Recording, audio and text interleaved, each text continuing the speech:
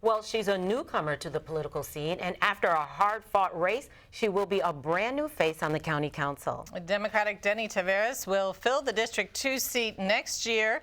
That's if she wins the general election, and she is in our studio right now to talk more about her top priorities when she takes office. And welcome here to the program. So, hi, thank you. Tell us a little bit about, you've won the Democratic thing. We have the general election coming up in November. Focusing on the future, what are some of your goals you have in mind? Well, definitely economic development. I mean, the idea of bringing quality jobs to the county, that's something that's very important for my district and the county as well. And also looking at improvements in quality of life issues.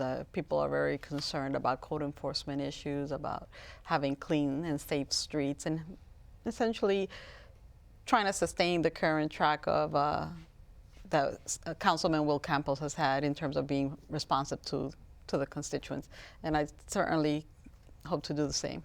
Now, during your campaign, you claimed to be the real face of District 2. Tell us what you meant by that and how important it is to understand the diverse culture of that area. Well, in terms of, I feel that I'm representative of, what I said was that I felt that I was representative of the county. I'm someone that is of mixed background, as in I'm a black woman who also happens to be Latina, and I think that I'm someone that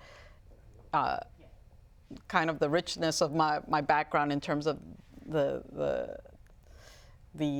trials and tribulations my family has gone through, that I've lived and endured, and in terms of, you know, not just ethnically but just culturally in terms of the economically speaking. So I feel that that's reflective of the county in the district that I live in.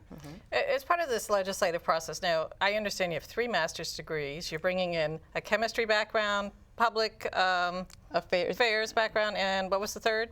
Urban regional planning. Okay, so quite a bit that you're planning to bring into this position.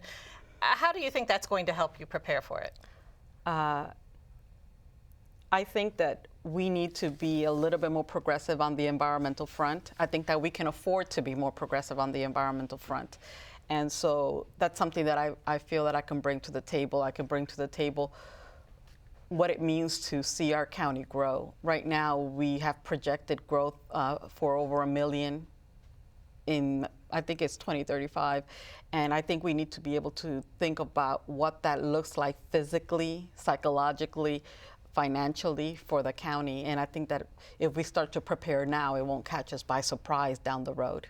Now, District 2 is a really diverse community. What type of challenges do you think District 2 are facing currently, and how do you plan to address those challenges? Well, the challenges is that we have some really great pockets, you know, like the city of Hyattsville and the area development, and there are really great things happening in downtown Hyattsville.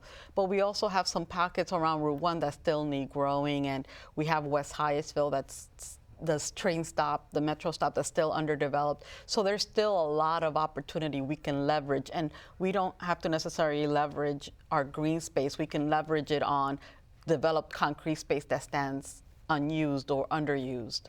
Now, you won by a very small margin, probably the smallest gap. 6 votes. Yes, 6 votes. How do you bring in the people who didn't vote for you now that you have you've won the Democratic nomination? Well, I'm planning to sit down with everyone, reach out, and talk to them to see how we can collaborate together, because I think it was the fact that it was a new face and someone that was kind of like an unknown quantity. But I'm also somebody that has been very involved, at least in the background, with the work that was done through Senator Ramirez's office. And so, and in other, you know, just privately also as a private citizen, the work that I've done in my own community to clean up and kick out open drug dealers that were, you know, doing business in my community locally, and I took action to clean that up as well. So people are starting to become more familiarized. I just don't promote a lot of the things that I did, but people know that when they need to reach me, I'm always available, and I'm somebody that's very responsive to the community needs. All right. Thank well, you we want to so thank much. you and congratulations to you. Thank you. And Taveras is running unopposed in that general election on November 4th.